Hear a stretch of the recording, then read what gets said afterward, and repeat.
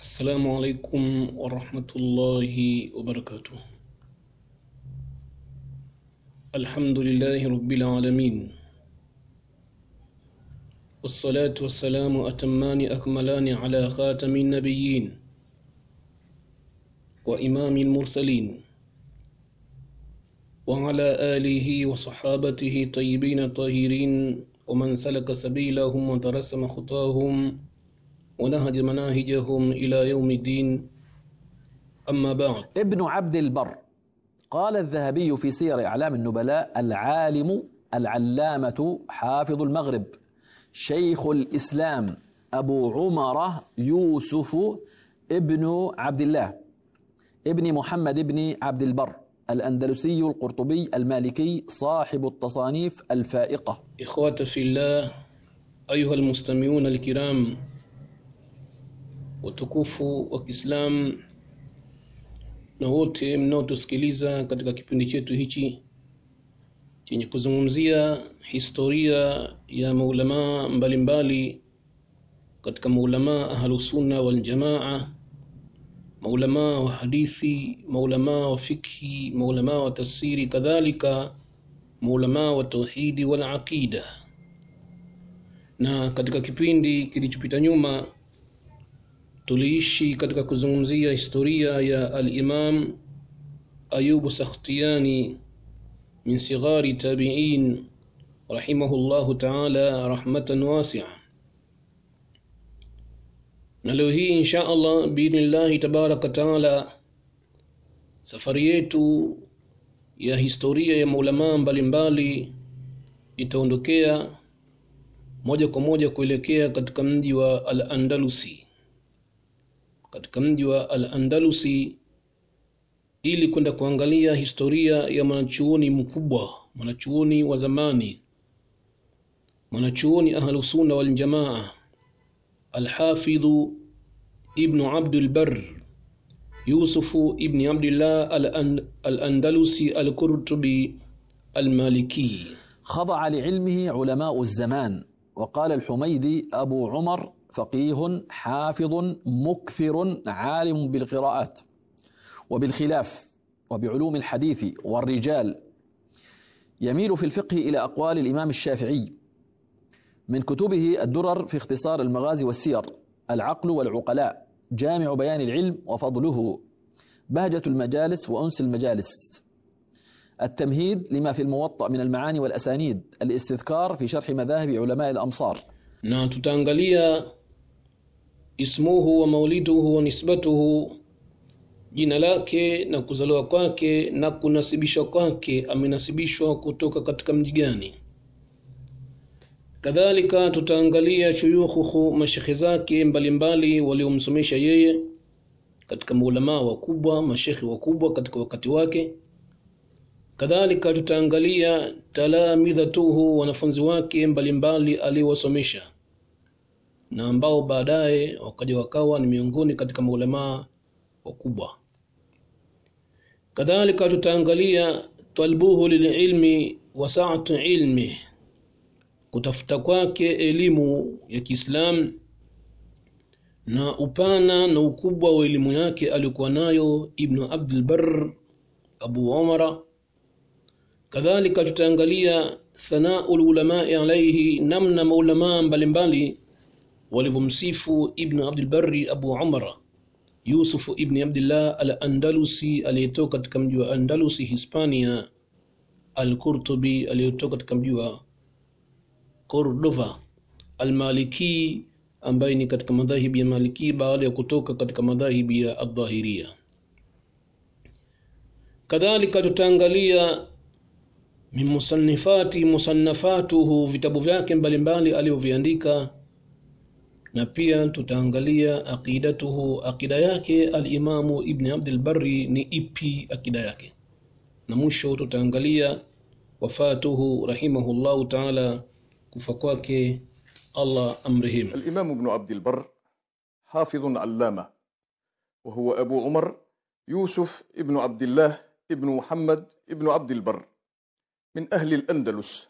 كان قد استوطن في قرطبة، وهو عربي أصيل ينتهي نسبه إلى عدنان، وقد ولد في القرن الرابع ونشأ في قرطبة عاصمة الخلافة الأندلسية الأموية التي كانت مركز حضارة. Ama ismuhu wa mauliduhu wa nisbatuhu, jina lake na kuzaliwa kwake na kunasibishwa kwake. Qala al-Imamu Dhahabi rahimahullahu ta'ala, amesema al-Imamu Dhahabi akimzungumza Ibn Abdil Barr, akasema al-Imamu al-Allama, yeye ni katika mwanachuoni mkubwa sana, mwenye elimu mkubwa sana. Hafidhul Maghribi, ni mwanachuoni aliyefikia katika daraja ya hafidh katika mji wa Maghribi, mji na nchi ya Maghribi, Afrika kaskazini, Afrika Magharibi. Alitoka katika mji wa Afrika Magharibi ambao inakurubiana sana katika nchi ya Hispania, au wakati huo katika dola ya Islamia ilikuwa imeungana na dola ya Kiislam, yani Afrika Magharibi na Hispania yote ilikuwa katika tawala moja chini ya utawala unaojulikana kwa al-Muwahiduna, dola al-Muwahidina, dola ya Muwahidina, ambao baadaye ikaja ikaanguka dola hii. Na kabla yake palianza hapa dola ya Kiislam, dola al-Umawiya, na baadaye dola Abbasiya. Na ilianguka nchi hiyo, mji wake wa Kiislamu ulianguka, utawala wa Kiislamu ulianguka kutoka katika dola al-Umawiya na ukiingia katika dola Abbasiya, ambao tayari miji hiyo ilikuwa imetoka na kutawaliwa na wazungu Hispania. Kwa hiyo Uislamu ulikuwa umepotea sehemu kubwa kabisa. Naam, yeye ni Sheikhul Islam, ni shekhe wa Uislam, ni katika moja katika lakabu zake ni Sheikhul Islam Ibn Abdil Barr, na kunya yake ni Abu Umar. Ismuhu, na jina lake ni Yusuf ibn Abdullah ibn Muhammad ibn Abdil Barr ibn Asibi An-Namari, kadhalika inasoma An-Namari au An-Namari. Amesema Ibn Khalikani kuhusiana An-Namari, akasema hadhihi nisbatu ila An-Namr, hii inasibishwa na mtu mmoja akiitwa Namri ibn Qasiti bifathi nuni An-Namri wa kasri al-mimi An-Namiri, wa inma tuftahu al-mim, na kwa hakika inatofatha ile mimi yake An-Namara fi nisbati li khassa, katika mnasaba khassa, wa hiya kabilatun kabiratun mashhura, nalo ni kabila kubwa mashuhuri. Kama itatiwa fatha ile mimi yake, yani An-Namari, yani An-Namari ametoka katika kabila la An-Namari. Na kusoma An-Namri amenasibishwa na mtu mmoja akiitwa An-Namri ibn Qasidi, An-Namri ibn Qasidi. Hivyo ndivyo alivyosema mwanachuoni historia Ibn Khalikani. Kwa hiyo yeye huyu ni Muhammadu ni Yusuf ibn Abdullah ibn Muhammad ibn Abdul Barr ibn Asimi An-Namari al-Andalusi, aliyetoka katika mji wa Andalusi Hispania, al-Qurtubi, na alikaa katika mji wa Cordoba. Qurtubi al-Maliki, aliyetoka katika madhehebu ya al-Imamu Malik ibn Anasi. Sahibu Tanasif al-Faika, mwenye vitabu vikubwa mno, vitabu vizuri sana ameandika al-Imamu Ibn Barri, vitabu vingi sana kama utakavyoona hapo mbele kidogo. Mauliduhu, amezaliwa al-Imamu Ibn Abdil Barri katika mji wa Qurtuba kama tulivyosema, fi sana 68 wa 300, mwaka 368 Hijria, mwaka 368 Hijria, fi shahr Rabiul Akhir, katika mwezi wa Rabiul Akhir, tarehe 24 fi shahr Rabiul Akhir. Wakila, pamesema vile vile fi Jamada al-Ula, amezaliwa katika mwezi wa Jamada al-Ula. Fakhulifat riwayatu fi shari anhu, umetalifiana maulama kuhusiana na mwezi wa kuzaliwa kwake. Je, alizaliwa mwezi wa Rabiul Akhir au amezaliwa katika mwezi wa Jamada al-Ula, au amezaliwa katika mwezi wa Jamada al-Ula? Na maelezo haya yanapatikana kwenye kitabu al-Adabu, Tarikh al-Adab al-Arabi, Tarikh al-Adab al-Arabi, juzu ya 4 juzi ya 4 saifa ya 588 saifa 588. ولعل الإمام الذهبي في سير أعلام النبلاء يذكر بأنه أدرك الكبار، وأنه طال عمره وعلى سنده، وأنه تكاثر عليه الطلبة، وأنه جمع وصنف، وأنه وثق وضعف، وأنه سارت بتصانيفه الركبان، وخضع لعلمه علماء الزمان. هذه شهادة من عالم كبير لهذا الفقيه المالكي الكبير. Ama kwa upande wa mashekhe zake waliomsomesha Ibn Abdul Barr ni wingi sana. Qala al-Imam Dhahabi hadatha an Khalaf ibn Qasim, amechukua elimu ya hadithi na elimu ya fikhi na elimu nyinginezo kutoka kwa mwanachuoni Khalaf ibn Qasim. Huyu ni katika wanazoni katika nchi Hispania. Wa Abdul Warith na Abdul Warith ibn Sufyana wa Abdullah ibn Muhammad ibn al-Mu'min wa Muhammad ibn Abd al-Malik ibn Sifun wa Abdullah ibn Muhammad ibn Asad al-Juhani wa Yahya ibn Wajhi al-Junnah wa Ahmad ibn Fathi al-Rasani wa Sa'id ibn Nasri, na vile vile amechukua elimu yake kwa mwanachuoni Sa'id ibn Nasri wal Husayn ibn Yaqub al-Yamani wa Abi Umar Ahmad ibn Jasur wa idda, na wengi katika mashekhe mbalimbali ambao wamewataja al-Imam Dhahabi kwenye kitabu chake Siyarul A'lam an-Nubala. لم يخرج ابن عبد البر من الأندلس، لكنه سمع من أكابر علمائها وشيوخها، فقد سمع من إبراهيم ابن شاكر اللحائي القرطبي، ومن أحمد بن رحمون، ومن ابن الحصار، ومن ابن الباجي، وابن ابن المكوي، وابن عصفور، وابن الرسان، وأحمد بن قاسم التميمي وغيرهم. وكان له تلامذة كثر كالإمام العشاني وخلف بن عبد الله وطاهر بن مفوز المعافري والشاطبي والحميدي وغيره. Ama kwa upande wa wanafunzi wake aliwasomesha, qala al-Imam Dhahabi hadatha anhu, umechukua elimu ya hadithi kwa na elimu nyinginezo Abu Muhammad bin Hazm, mwanachuoni Ibn Hazmi al-Dhahiri, ni katika wanafunzi wake Ibn Abdul Barr. Ibn Abdul Barr amemsomesha Ibn Hazmi, Abu Muhammad bin Hazmi al-Dhahiri al-Shafi'i, wa Abu al-Abbasi na Abu al-Abbasi ibn Dilhati ad-Dalai. Kadhalika miongoni katika wanafunzi wake ni Abu al-Abbasi ibn Dilhati ad-Dalai, ambaye ametoka katika mji wa Almeria, yani mji wa Almeria. Hivi sasa mji huu unaitwa Almeria, ametoka katika mji wa Almeria. Almeria unaitwa ni mji ambao umetoa vile vile wanazuoni wengi sana. Kwa hiyo Abu al-Abbasi ametoka katika mji wa Almeria, na hii ni kuonesha kwamba Ibn Abdul Barri amezaliwa katika nchi hiyo ya Hispania, nchi hiyo ya Andalus. Amezaliwa hapo, tofauti na baadhi wanazuoni wa historia ya Kiislamu wanaosema kwamba Ibn Abdul Barri hakuzaliwa katika mji wa Hispania, hakuzaliwa katika mji wa Andalus. Lakini ukiangalia karibu mashekhe zake wote wametoka hapo, na hii kuonesha wazi kwamba yeye amezaliwa katika mji huo. Kwa miongoni katika wanafunzi wake ni Abu al-Abbasi ibn Dilhati ad-Dalai, ambaye ametoka katika mji wa Almeria, na mwingine katika wanafunzi wake ni Abu Muhammad ibn Abi Kuhafa, na mwingine ni wa Abu al-Hasan ibn Mufawwazi. Abu al-Hasan ibn Mufawwazi ambaye baadaye akaja kuwa ni miongoni katika wanazuoni wakubwa walioleta mchango mkubwa sana katika Uislamu. Kadhalika wengine katika wanafunzi wake ni Hafidhu Abu Ali al-Ghassani, والحافظ أبو عبد الله بن حميدي، mwanachuoni mkubwa huyo wa aqida al-Imam Humaydi, ni katika wanafunzi wake Ibn Abdul Barri Abu Umar.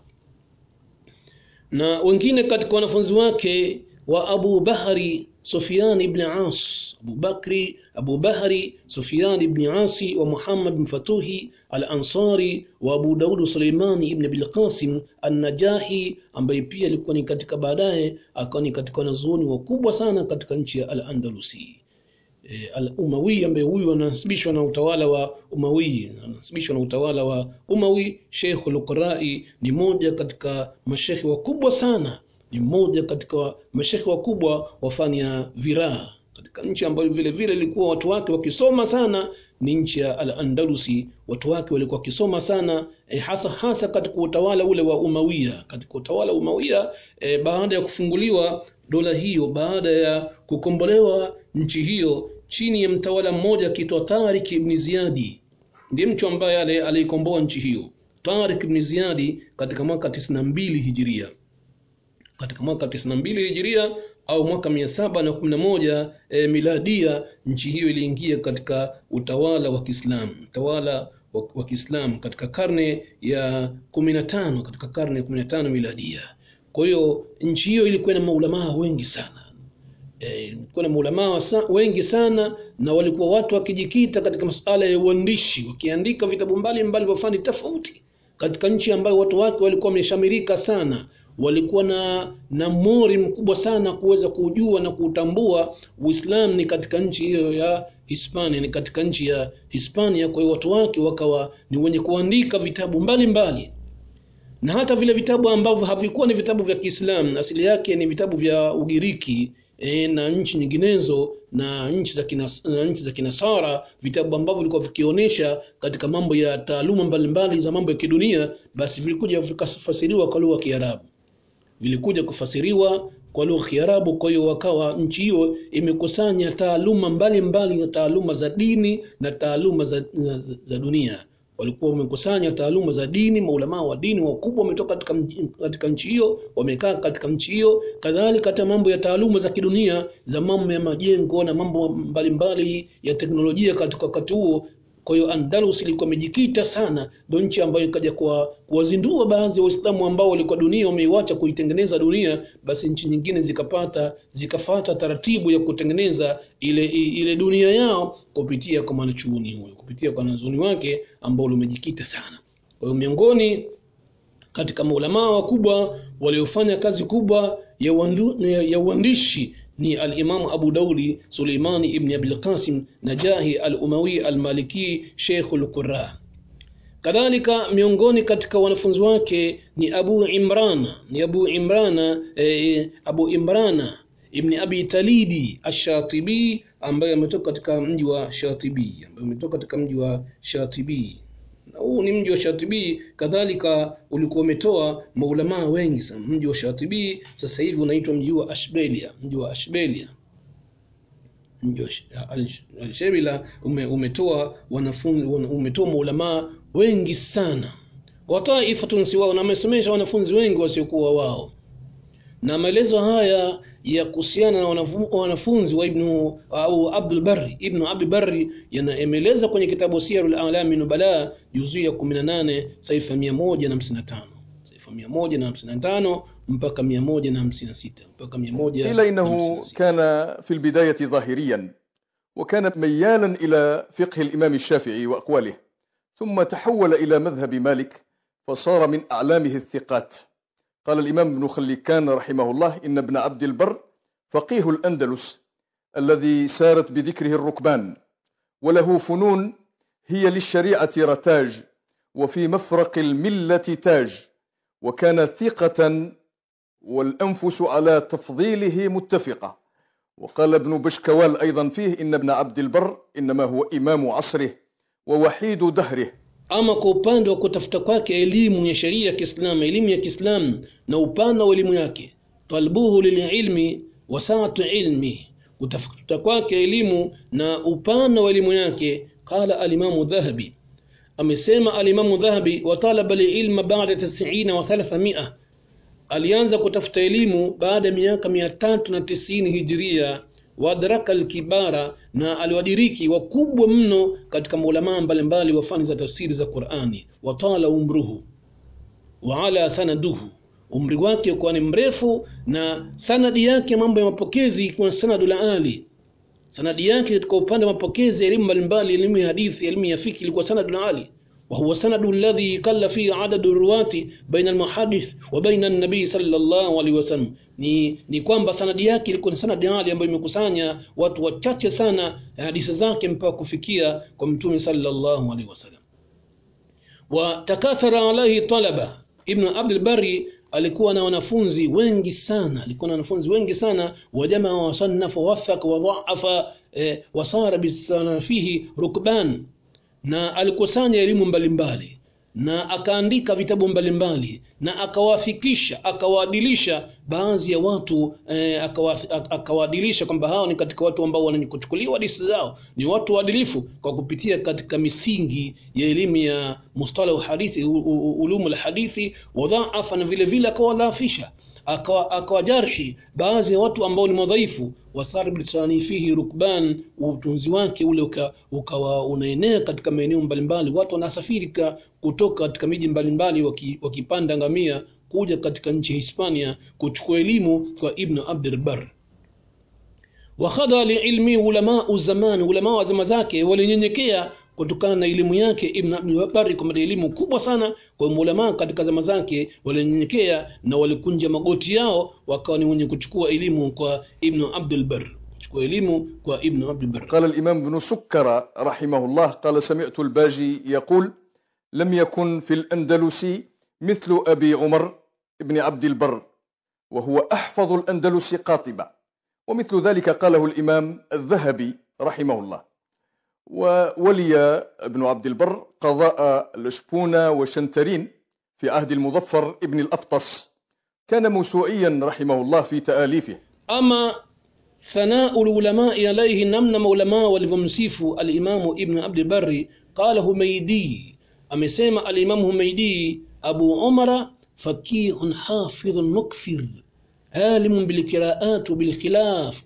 Amesema Imam Humaidi, moja katika wanafunzi wake Ibn Abd al-Barr, al-Imam Humaidi anasema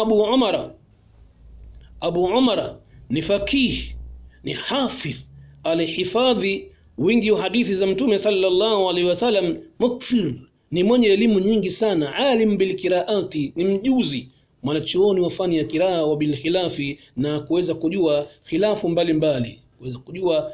mbalimbali ya upande wa usomaji wa Qur'an.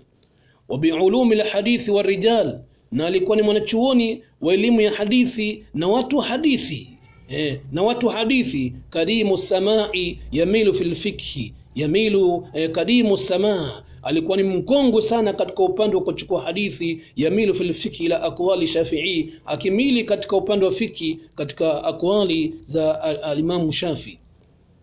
Wakala Abul Qasim, na akasema mwanachuoni Abul Qasim bin Bashkali al-Qurtubi al-Andalusi. Huyu ni mwanachuoni mkubwa sana katika nchi ya al-Andalusi, ambaye alikuwa ni kadhi katika nchi ya al-Andalusi. Alikuwa ni kadhi katika nchi ya Andalusi na ameandika vitabu mbalimbali.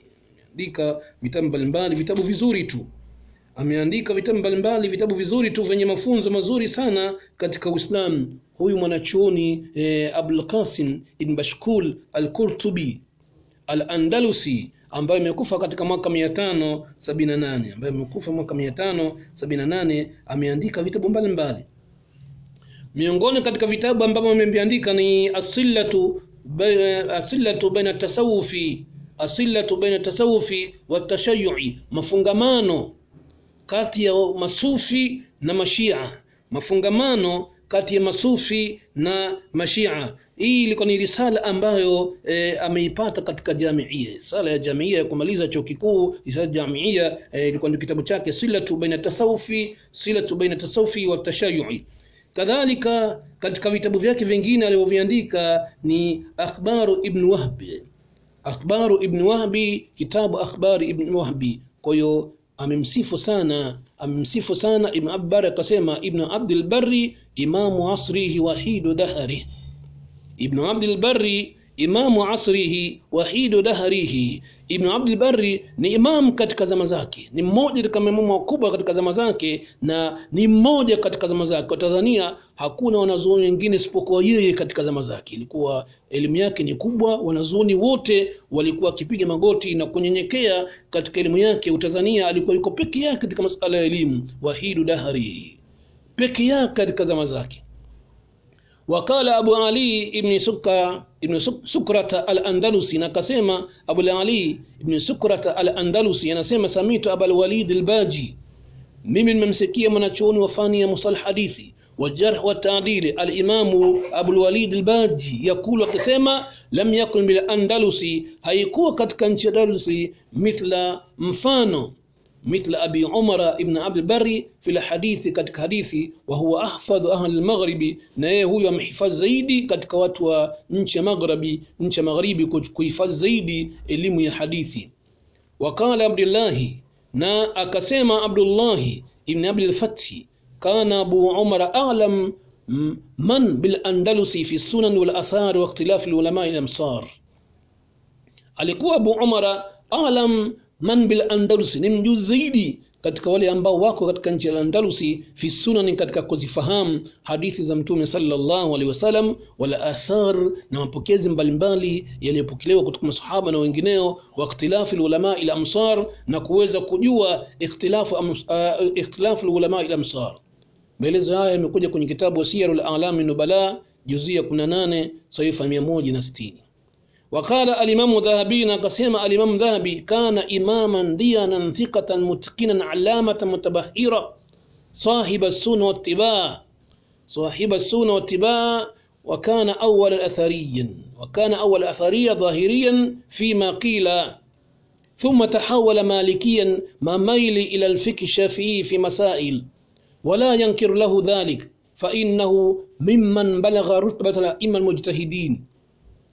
Amesema al-Imam Dhahabi kana imaman diyanan, alikuwa ni mmoja kama imam waliokamata dini kisawasawa, thiqatan mutqinan, alikuwa ni mtu thika, ni mkweli, mtu madhubuti, mwenye kuchukuliwa hadithi zake na yale yanayosimulia, mutqinan, mwenye kufanya vizuri sana, alamatan mutabahira, alikuwa ni katika mwanachuoni mkubwa sana na aliyetabahar, alikuwa na upana na ukubwa wa elimu na fani mbalimbali. Sahiba sunna wa tibaa, alikuwa ni mtu wa sunna na mwenye kuzifuata sunna, hadithi za Mtume sallallahu alaihi wasallam na mwenendo wa Mtume sallallahu alaihi wasallam. Wakana awalan athariyan, na mwanzo alikuwa ni mtu mwenye kufuata athar, yani yashtakilu bil hadithi riwayatan wa diraya. Dhahiria, alikuwa ni dhahiria, yani anakwenda katika kuangalia kauli ambazo ziko wazi wazi. Na madhhabu dhahiri ni katika madhhabu kadim. Madhhabu dhahiri madhhabun fiqhiyun wa madhhabu fikri ni madhhabu ya kifiki, ni wako katika manhaji ya kifikra. Na ilianza madhhabu dhahiri, nasha madhhabu dhahiria fi Baghdad. Madhhabu dhahiria ilianza katika nchi Iraki katika nusu ya karne ya tatu hijri, ndipo ilipoanza madhehebu al-Qadiria ala yadi Dauda ibn Ali ad-Dhahiri. Ilianza mwanzo kupitia kwa mwanachuoni mkubwa Daudi ibn Ali ad-Dhahiri. Thumma tazumuhu wa adhhara sha'nahu, kisha kajigamba na kusema aliyosema katika akida yake hiyo dhahiria, wa adhhara sha'nahu, na akaidhihirisha ile jambo lake Ali Muhammad bin Hazmi yakumu ala akhdhi bidhawahiri nusus, kawa wanasimama katika kuchukua dondoo za wazi, yani hawendi huku wala huku katika fikra au taawili, wanakwenda katika dhahiri la aya zilivyo na dhahiri hadithi zilivyo. Wadam al-aqd bi-ta'lil wal-qiyas, wakawa hawachukui ta'lil na wala hawachukui qiyas, wanakwenda wazi vile ilivyo. Naam, kwa hiyo nasema al-Imam Dhahabi anasema wakana awalan, na mwanzo alikuwa wakana awalan atharia, na mwanzo alikuwa ni mwenye kufuata athar ya hadithi zilivyo wazi, yani yashtagil bil hadithi riwayatan diraya. Dhahiria alikuwa mwanzo katika madhhabu dhahiria fi makila, katika ile ambayo anasema kwa mwanzo alikuwa ni dhahiria, yani akimfuata al-Imam Abu Daudi Dhahiri, Dhahiri. Thumma tahawala malikia, kisha akawacha madhahibu yao ya dhahiria akaenda katika madhahibu malikia. Na wakati huo nchi za Afrika Magharibi zilikuwa nyingi zenye kufuata madhahibu ya Imam Maliki. Ukitoka Saudi Arabia, ukitoka Mamlaka ya Arabia Saudia, Hijaz, ukiingia Misri, ukiingia Ghana na nchi nyingine za Afrika Magharibi, karibu zote zilikuwa katika madhahibu ya Imam Maliki.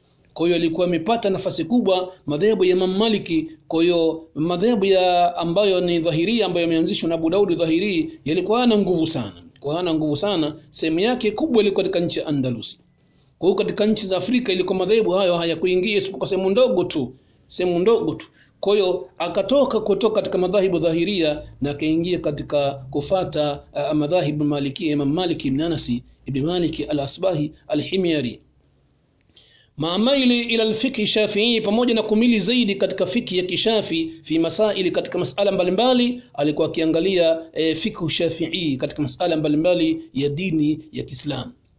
Qala Imam Dhahabi wala yunkiru lahu dhalik, na wala hakuna mtu ambaye anaweza kulipinga hilo. Ukiangalia tarehe na historia tu utaona, fa innahu mimman balagha rutbata al-a'immat mujtahidina, hakika yeye alikuwa ni miongoni katika maimamu ambao walifikia daraja ya al-imam mujtahidun, alifikia katika daraja ya al-mujtahid. Kwa hiyo alikuwa ni imam mujtahidi.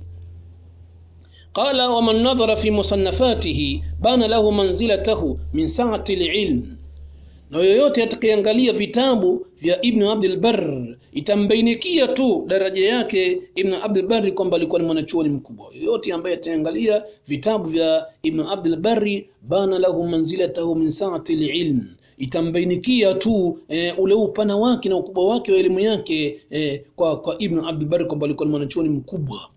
Ukiangalia vitabu vyake, ameandika vitabu vingi sana vikubwa, volume kwa volume. Wa quwwatil fahmi, na itambainikia kwamba huyu alikuwa ni mwanachuoni ambaye mwenye fahamu ile kwenye kuzama sana, fahamu kubwa. Wa sailana dhana, alikuwa quwwati dhihni, alikuwa akili yenye nguvu sana. Wa kul ahadin yukhadhu min qawlihi wa yutraku illa Rasulullah sallallahu alaihi wasallam. Anasema al-Imam Dhahabi, na hakuna mtu yoyote, kila mtu yanachukuliwa maneno yake, kila mtu katika nazuoni mujtahidi, kila mtu katika nazuoni mujtahidi maneno yake yanachukuliwa na yanaachwa vile vile. Kazungumza kitu kwa ushahidi na mtachukuliwa, na amezungumza kitu kwa bila ushahidi kinaachwa. Kwa hiyo kila mwanachuoni mujtahidi yanachukuliwa maneno yake na yanaachwa vile vile, ila Rasulullah sallallahu alaihi wasallam, isipokuwa mtume sallallahu alaihi wasallam, maneno yake mtume hayaachi, yanachukuliwa. Wama atakumur rasul fakhudhuhu wama nahakum anhu fantahu, yale ambayo anayokupeni mtume Allah yachukueni, na yale ambayo mtume Allah anakukatazeni basi yaachini. Kwa hiyo kila mmoja anachukuliwa maneno yake na kauli yake, na yanaachwa maneno yake na kauli zake, isipokuwa mtume sallallahu alaihi wasallam. Hii ni kuonesha Ibn Abbar alikuwa ni katika wanazuoni wakubwa, ni imamu al-mujtahid, ni imamu mujtahidi mwenye kujitahidi, aliyefikia katika daraja ya ijtihad. Lakini pamoja na hivyo kwamba anaweza kupatia, anaweza akakosea vile vile. Ndio akasema walakin idha akhta imamun fi ijtihadihi la yanbaghi lana an nansa mahasinahu, lakini wakati anapokosea imam katika jitihadi yake, yani imamu mujtahidina, imam mujtahidina anapokosea, haitakikani kwetu sisi kuweza kuyasahau kabisa na kuyaweka nyuma migongo yetu yale mazuri yake imamu huyo aliyofanya. Wa nughatti ma'arifa, na kuyafunika yale maarifa yake, mambo ya elimu zake na utambuzi wake, haifai kabisa kuyafunika hayo elimu yake, kuifunika. Bal nastaghfiru lahu wa na'tadhiru anhu, bal tamtakia msamaha na namchukulia udhuru mwanachuoni huyo, kama alivyochukuliwa al-udhuru al-Imam Suyuti. Ameandika baadhi ya vitu, ameandika vitu ambavyo si sahihi, vitu ambavyo haviingii katika akili ya Muislam mwenye hera na hima na Uislamu. Akiangalia baadhi ya vitabu vya Imam Suyuti, kwa kweli utaona mambo ya ajabu sana, lakini yu'dhar, anachukulia udhuru, wanatadhiru anhu, tunamchukulia udhuru vile vile. Kwa hiyo anasema walakin idha akhta imamun fi ijtihadihi la yanbaghi lana an nansa mahasinahu wa nakhati ma'arifahu bal nastaghfiru lahu wa na'tadhiru anhu. Wakati anapokosea imam almujtahidi katika jitihada yake, haitakikani kwetu sisi kusahau yale mazuri yake aliyofanya mbalimbali, na kufunika maarifa yake, elimu yake na utambuzi wake. Haifai kuyafunika hayo tukafanya kama hakufanya kitu, bali tunamtakia msamaha na tunamtakia uzuri vile vile. Maelezo haya yanapatikana kwenye kitabu Siyarul A'lami Nubala, juzu ya 18, saifa 157. Sababu kwa hiyo kuonesha katika kwamba huyu ni katika miongoni katika mimamu ambao walikuwa wakifanya jitihada kubwa sana, na baadhi ya ulama walimpinga katika baadhi ya mambo alikuwa akiyasema, kwa sababu kama tulivyosema kama mwanzo alikuwa ni dhahiria, na alikuwa na sehemu ya ilmu al-kalam, sehemu ndogo, lakini baadaye alipotoka akawa anapinga dhahiria na ilmu al-kalam, na ameandika vitabu vingi sana vyenye dhamu ya ahli al-kalam, kuwataja vibaya ahli al-kalam na kutaja vibaya ilmu al-kalam, na hii ni kuonesha wazi kwamba yeye alikuwa ni katika miongoni mwa maulama ahlusunna wal jamaa. Kwa hiyo kule kuitalifiana maulama ahlusunna wal jamaa hakumtoi mmoja katika maimamu huyo kwamba yeye si katika ahlusunna wal jamaa. Ikhtilafu yakau baina ahli alhadithi wala yufarriqu bainahum, ikhtilafu inaweza kutokezea kwa watu hadithi na wala hakuna kutenganishwa kati yao. Ikhtilafu inaweza kutokea kati ya ahlusunna wal jamaa na wala hatenganishwa na kutolewa mmoja wao kwamba yeye si katika ahlusunna wal jamaa. Kwa hiyo alimamu Ibn Abdul Barri alifanya juhudi kubwa sana katika Uislamu huu na kuandika vitabu vingi sana.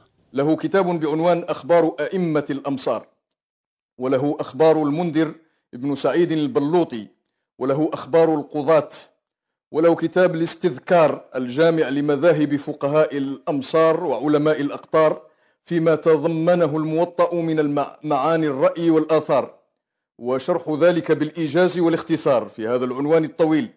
وله كتاب الاستيعاب في معرفة الأصحاب، وله الإشراف على ما في أصول فرائض المواريث من الاجتماع والاختلاف، وله الأمثال السائرة، وله التمهيد في شرح الموطأ، التمهيد لما في الموطأ من المعاني والأسانيد، وله الشواهد في إثبات خبر الواحد وغير ذلك.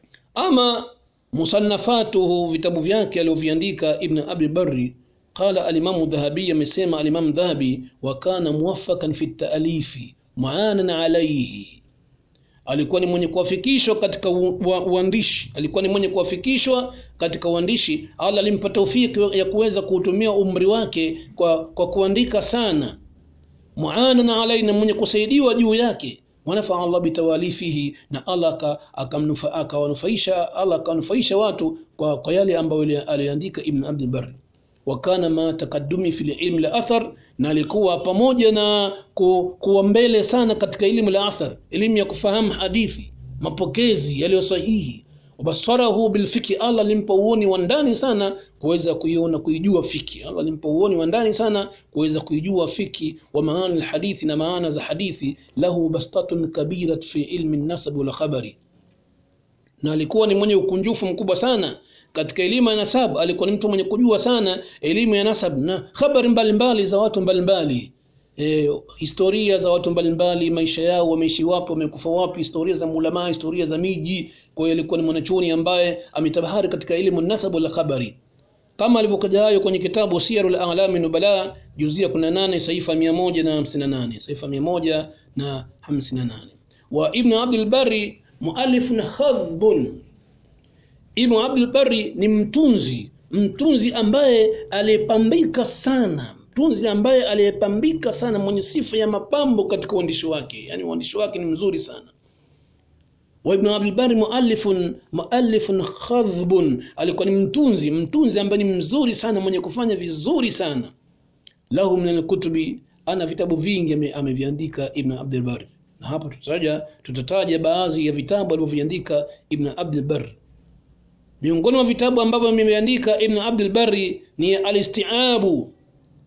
Al-Isti'abu fi ma'rifati sihabi, kitabu chenye kuzungumzia masahaba mbalimbali, kujulikana kwa masahaba wa Mtume sallallahu alaihi wasallam. Kadhalika kitabu chake kingine alichokiandika ni kitabu At-Tamhidu lima fil Muwatta'i min al-ma'ani wal asanidi. Kadhalika kitabu chake kingine Al-Istidhkaru fi sharhi madhahib al-ulama al-amsar, Al-Istidhkar fi sharhi madhahib al-ulama, madhahibi ulama al-amsar. Na kitabu chake kingine alichokiandika ambacho ni kizuri sana ni Ad-Duraru fi ikhtisar al-maghazi was-siyar. Na kitabu chake kingine alichokiandika ni kitabu Al-Anbahu fi dhikri usul al-qaba'il war-ruwat an Rasulillah sallallahu alayhi wasallam. Na kitabu chake kingine alichokiandika ni kitabu Al-Qasdul Umamu fi ta'rif bi usul al-arabi wal-ajami. Al-Qasdul Umamu fi ta'rif bi usul al-arabi wal-ajami. Na kitabu chake kingine At-Taqassi fi al-hadith an-nabawiyya. na kitabu chake kingine alichokiandika na ambacho kimeenea sana katika ulimwengu wa Kiislamu na miji mbalimbali na watu mbalimbali, kitabu hicho wanacho maulama na mustadhi na mashekhe, ni kitabu Jami'u Bayani al-Ilm wa Fadli. Jami'u Bayani al-Ilm wa Fadli ni kitabu kizuri sana chenye kuzungumzia adabu ya shekhe na adabu ya mwanafunzi. Jami'u Bayani al-Ilm wa Fadlihi wama yanbaghi fi riwayati wa hamlihi. جامع بيان العلم وفضله وما ينبغي في روايته وحمله. na kitabu chake kingine alichokiandika ni kitabu Al-Kafi fil Fiqh. na kitabu chake kingine alichokiandika ni kitabu kizuri sana, kinaitwa Al-Ansafu ma baina al-ulama'i min al-khilafi wa ghayriha. na vitabu mbalimbali ameviandika Ibn Abdul Barr, na maelezo kuhusiana na vitabu vyake hivyo vile vile kimeeleza kwenye kitabu Tarikh al-Adab al-Arabi juzia 4 saifa 585, juzia 4 saifa 585. لكن أشهر كتبه جميعا إنما كان كتاب التمهيد الذي أصبح موجودا في المجالس العلمية بكثرة واهتم به العلماء بغزارة. يقول الإمام الذهبي: ما رأيت في كتب الإسلام في العلم مثل المحلى لابن حزم وكتاب المغني للشيخ موفق الدين. ولقد صدق الشيخ عز الدين حين قال بأن ثالثها السنن الكبير للبيهقي ورابعها التمهيد لابن عبد البر، فقد كان له مقام وكان له شان. وقد قال الإمام ابن تيمية رحمه الله بأن هذا الكتاب كتاب يعتبر من أشرف ما ألف في فنه. أما كوفاند وعقيدته، عقيدة yake كان في أصول الديانة على مذهب السلفي. alikuwa katika misingi ya kidini alikuwa katika madhhabi salafi, mwenye kufuata madhhabi salafi ya watu wema waliotangulia nyuma min ahli sunna wal jamaa. lam yadkhul fil ilmi al-kalam, hakuwahi kuingia katika ilmu al-kalam. baadhi yao wanamzungumza kwamba hakuwahi kuingia kabisa katika ilmu al-kalam, bal kafa athara mashayikhi rahimahullah, bali alifata athar njia za mashekhe zake Allah awarehemu. توفي سنة 63 و400 هجرية رضي الله تعالى عنه. أما وفاته كفاكواك ابن أبي البر قال أبو داود المقري، أمسيما أبو داود المقري قال أبو داود المقري: مات أبو عمر ليلة الجمعة سلخ ربيع الآخر سنة 63 و400. amekufa Abu Umar katika usiku wa Ijumaa baada ya kupita Rabiul Akhir, salkha Rabiul Akhir, baada ya kupita Rabiul Akhir sana 63 wa 400, mwaka 463 Hijria. wastamara 95 sanatan wa 5 ayam, na umri wake ulichukua miaka 95 na siku 5, miaka 95 na siku 5, kama alivyokuja kwenye kitabu Siyarul A'lam Nubala للإمام الحافظ الذهبي رحمه الله تعالى. سكن دانيا. الإمام ابن عبد البر alikaa katika mji wa Dania, mji wa Dania hivi sasa unaitwa Denia. Mji huu unaitwa Denia, ni katika miji ambayo ilikuwa na Uislamu mzuri sana, mji wa Denia. Lakini sasa hivi umeondoka, kama tulivyoona kwamba ilianguka ile khilafa ya nchi hiyo, ukhalifa wake ulidondoka khilafa katika nchi hiyo katika mwaka 1000, ilikuwa tarehe 29 Juni mwaka 1236. dola ya Kiislamu ilianguka katika nchi ya Hispania mwaka 1236. sukutu dola al-Andalusi, kuanguka kwa dola ya Andalusi tarehe 29 Juni mwaka 1236. Kwa hiyo miji hii ikawa sasa imepotea katika sura ya Uislamu. Sasa hivi imebakia kama ni miji ya historia tu. Lakini Uislamu wenyewe pale umeanguka kabisa. Sehemu kubwa ya Uislamu umetoweka katika nchi ya Hispania. Kwa hiyo alikaa katika mji wa Denia, watanakala bainaha, akaondoka kati ya mji wa Denia wa baina Valencia, na akaingia katika mji wa Valencia. Kadhalika aliingia katika mji wa Valencia. Wanaita vile vile mji huu Valencia. Mji wa Valencia ni katika miji ambayo ilikuwa kizunguka kuchukua elimu, zunguka kati ya Dania na Valencia. Washatiba na mji wa Shatiba, wakana maratan fi ziyarat Shatiba, na mara moja alikuwa yuko katika ziara ya kutembelea mji wa Shatiba. faadrakahu fiha alwafa, akafa katika mji wa Shatiba. Kwa hiyo amekufa katika mji wa Shatiba fi akhir Rabiul Akhir, ka mwisho Rabiul Akhir min sanati, katika mwaka 463 Hijria, sawa sawa tarehe 3 mwezi wa pili. Amekufa tarehe 3 mwezi wa pili mwaka 1071 miladia. Amekufa tarehe 3 mwezi wa pili mwaka 1071 Hijria. Na maelezo haya yanapatikana kwenye kitabu Tarikhul Adab al-Arabi, Tarikhul Adab al-Arabi juzi ya 4 saifa 585, juzi ya 4 saifa 585. Hiyo ndio historia kwa ufupi sana ya mwanachuoni Ibn Abdul Barr, mwanachuoni Ibn Abdul Barr Abu Umara al-Andalusi al-Qurtuba al-Maliki. Inshallah billahi tabaraka taala tufikie hapa, na tutakuja kuangalia historia ya mwanachuoni mwingine katika maulama ahlus sunna wal jamaa. توفي ابن عبد البر في شاطبة سنة 63 و400، وهو من الفقهاء الأعلام المعدودين. سبحانك اللهم وبحمدك نشهد أن لا إله إلا أنت نستغفرك ونتوب إليك.